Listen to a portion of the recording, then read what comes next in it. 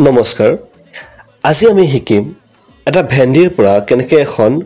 ফুলৰ ছবি আঁকিব পাৰি বা ফ্লাৱাৰ পেইন্টিং কৰিব পাৰি এটা ভেন্ডি দুটুকুৰা কৰি ললো আৰু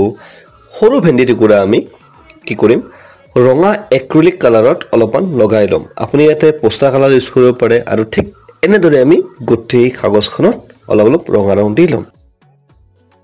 তাৰ পিছত আমি এনেদৰে হেউচিয়া ঠাৰিবিলাক দিম আৰু লাহে লাহে তাত কিছুমান পাত আঁকি যাম পাতত কালাৰটো অলপমান বেলেগ গ্ৰীণ কালাৰ যেটো আছে সেইটো আমি সেভ গ্ৰীণ কালাৰ ইউজ কৰিম আৰু এনেদৰে আমি লাহে লাহে আমি ইয়াতে অলপ কলা ৰং ব্যৱহাৰ কৰিম গছৰ পাতবোৰত যাতে সেইটো